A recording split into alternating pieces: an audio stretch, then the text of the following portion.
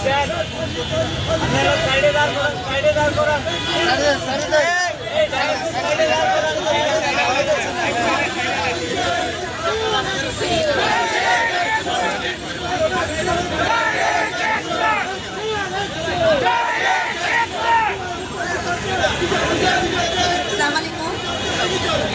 শহীদ major Tanvir Haider নূরের স্ত্রী।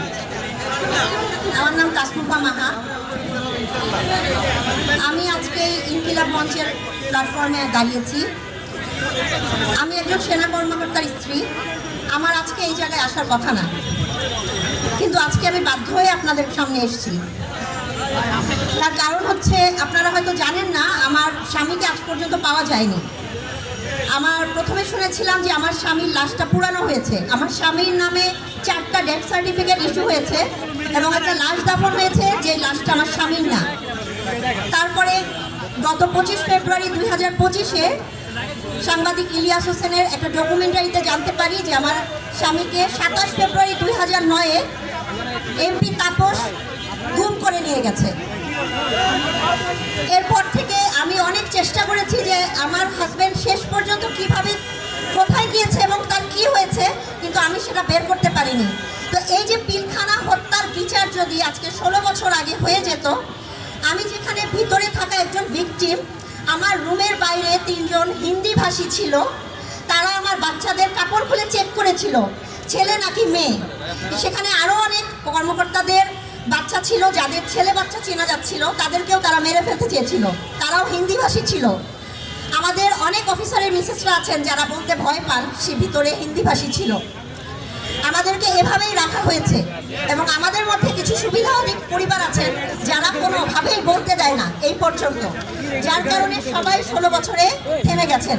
শুধু আমি পারিনি, আমার স্বামীর না লাশ আছে, না তাকে আমি কোনো কিছু ট্রেস পেয়েছি তার কী অবস্থা আছে, এবং আমি কখনোই 16 বছরে মেনে নিতে পারিনি, কোনো কিছু দিয়ে আমাকে বন্ধ করতে পারেনি। সেই কারণে আমি বারবার 16 বছরে না চাকরি পেয়েছি, না আমার বাচ্চাদেরকে কোনো জায়গায় স্ট্যাবলিশ করতে দেওয়া হয়েছে। আমি জানি না এই প্ল্যাটফর্মে দাঁড়ানোর কারণে আমার কি হবে। তো আমি আপনাদের উদ্দেশ্যে এই কথাটাই বলবো যে 16 বছর ধরে আমরা নিপীড়িত হয়েছি শুধুমাত্র আওয়ামী লীগের কারণে। 16 বছর আগে 2008-এর 29 ডিসেম্বরে যেই ভোটটা দিয়ে ভোট হওয়ার পরে আওয়ামী লীগ বসেছিল, সেই আওয়ামী লীগের কারণে কিন্তু আজকে পর্যন্ত আমরা এত নিপীড়নের শিকার। এই জুলাই আন্দোলনে এত কিছু হলো, এত সন্তান মারা গেল, এত মা বুকহারা হলো। এর বিচার যদি, আওয়ামী লীগের বিচার যদি আপনাদের মাধ্যমে না হয়, আপনারা যদি না করতে পারেন, তাহলে আমরা কিন্তু কখনোই আর মাথা তুলে দাঁড়াতে পারবো না। আমাদের সন্তানরা মৃত্যুবরণ করবে এবং আমরাও করবো, আপনারাও করবেন। বাংলাদেশ কখনোই আর বাংলাদেশ হতে পারবে না, আওয়ামী লীগের পায়ের নিচেই থেকে যাবে ইনশাল্লাহ। তো আপনারা নিশ্চয়ই এখন থেকে সোচ্চার হবেন এবং আওয়ামী লীগের নিবন্ধন বাতিল করবেন। বাংলাদেশে কোনো আওয়ামী লীগ থাকতে পারে না, আওয়ামী লীগের বিচার হতে হবে। আনাচে কানাচে যত দলের মধ্যে ছোটখাটো আওয়ামী লীগ ঢুকবে, তার বিচার হতে হবে। আওয়ামী লীগ থাকতে পারবে না, না না। আপনারা ভালো থাকবেন, আমাদের জন্য দোয়া করবেন। বাংলাদেশ জিন্দাবাদ, ইনকিলাব জিন্দাবাদ।